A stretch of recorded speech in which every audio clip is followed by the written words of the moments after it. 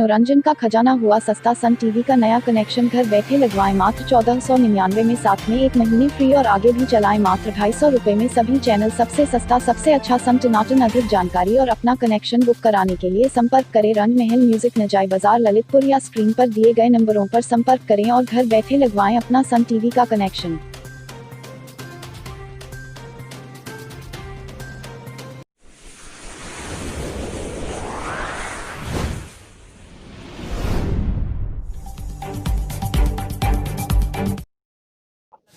नमस्कार दोस्तों, Lalitpur live TV में आप सभी का एक बार फिर से बहुत बहुत स्वागत है।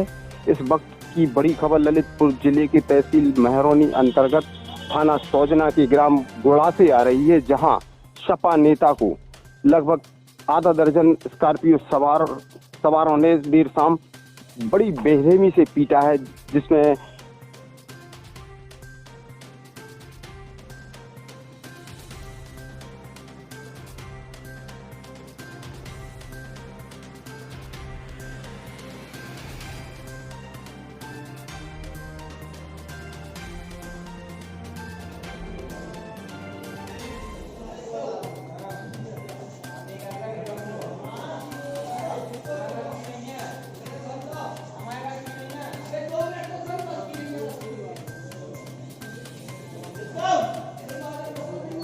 जिससे उसकी हालत गंभीर बनी हुई है और ललितपुर के जिला अस्पताल में भर्ती कराया गया है, जहां ट्रामा सेंटर में उसका इलाज चल रहा है। ज्यादा जानकारी के लिए हमारे संवाददाता सूर्यकांत त्रिपाठी इस समय फोन लाइन पर मौजूद है। आइए उन्हीं से पूछते हैं आखिर क्या है घटनाक्रम और क्या वजह है मारने की। सूर्यकांत जी बताएं, किस वजह से इन्हें मारा गया है? जिस तरह उसकी हालत है, दोनों पैर टूटे हुए हैं, दोनों फ्रैक्चर हैं, हाथों में भी काफी गंभीर चोटें हैं, सिर में भी चोटें हैं, फायरिंग भी की गई है। क्या है पूरा मामला? मनोज जी, जानकारी देना चाहूंगा। मामला पूरा थाना सौजना अंतर्गत ग्राम गोड़ा का है, जहां पर एक वरिष्ठ सपा नेता है बबलू राजा, जो कि ग्राम भदौरा निवासी है। प्राप्त जानकारी के अनुसार कल शाम लगभग 4 बजे वह महामना मदन मोहन मालवीय इंटर कॉलेज गोड़ा के बाहर कैंटीन में बैठे चाय पी रहे थे। शाम लगभग 4 बजे तभी वहां पर एक सफेद कलर की स्कॉर्पियो आती है और उसमें आधा दर्जन से अधिक आरोपी उतरते हैं और सीधा बबलू राजा पर हमला कर देते हैं। लाठी डंडों से बुरी तरह बबलू राजा के साथ मारपीट की जाती है और वहां पर दहशत फैलाने के उद्देश्य से 2 राउंड फायर भी किए जाते हैं। लाठी डंडों से जो बबलू राजा की मारपीट की गई, उससे वह गंभीर रूप से घायल हो गए। तो वहीं जो राउंड फायर किए गए उसका एक छर्रा भी उनके सिर में जाके लगा है। इसके बाद वह आरोपी वहां सबको धमकाते हुए मौके से भाग खड़े हुए।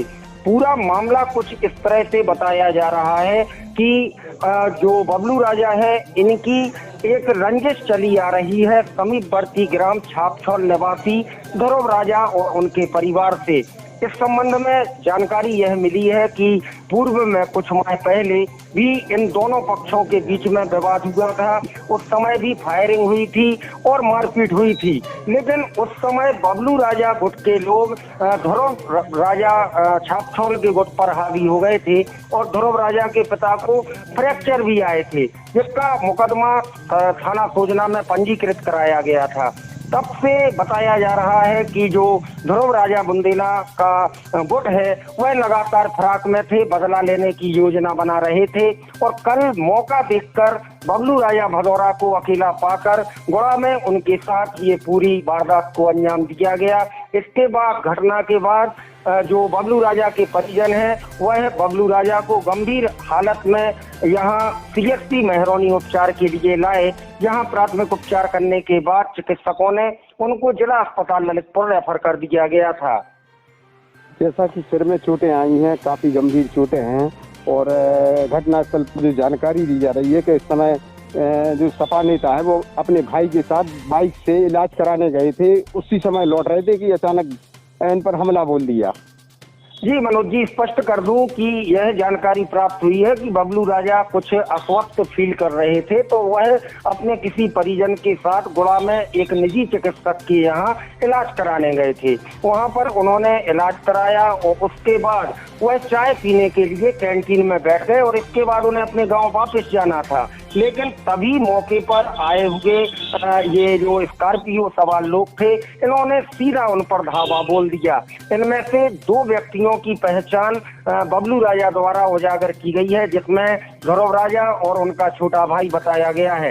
ध्रुव राजा के बारे में आपको जानकारी दे दें कि यह युवा जिला करणी सेना का जिलाध्यक्ष भी बताया जा रहा है और इनकी बबलू राजा से कई माह पुरानी रंजिश चली आ रही है। कुछ राजनीतिक प्रतिस्पर्धा भी है और इसके अलावा कुछ और शिकायतें भी ध्रुव राजा की बबलू राजा द्वारा की गई थी। इस बात को लेकर दोनों पक्षों के बीच में रंजिश थी और उसी की परिणति यह है कि कल इतनी बड़ी वारदात को अंजाम दिया गया।